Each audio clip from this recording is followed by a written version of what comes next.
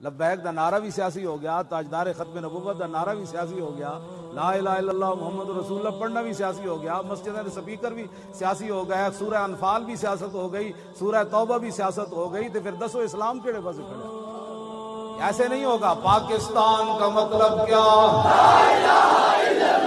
لا الہ الا اللہ دی لاؤ، تاکہ تانوں کوئی اقبال کہندا اس دور میں میں اور ہے جام اور ہے جنگ اور ساکی نے بنا کی ربش لطف و ستم اور مسلم نے بھی تعمیر کیا اپنا حرم اور تعظیم کے آذر نے تو شوائے صنم اور ان تازہ خداؤں میں بڑا سب سے وطن ہے، جو اس کا پیراہن ہے وہ مذہب کا کفن ہے، بازو تیرا توحید کی قوت سے قوی ہے، اسلام تیرا دیس ہے اور تو مصطفی بھی۔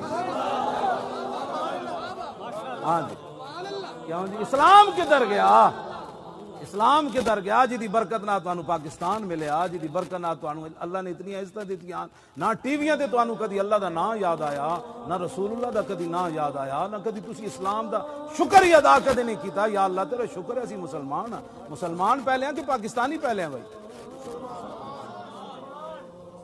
تے مسلمانی دا نام ہی کوئی نہیں بھائی۔ اقبال کہندا گفتار سیاست میں وطن اور ہی کچھ ہے اور ارشاد نبوت میں وطن اور ہی کچھ ہے۔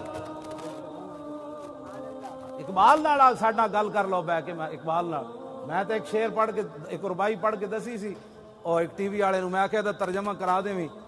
مولوی خادم سخت باتیں نہیں کرتا، اقبال جو باتیں کرتا ہے اس کا تو ترجمہ ہی نہیں ہو سکتا۔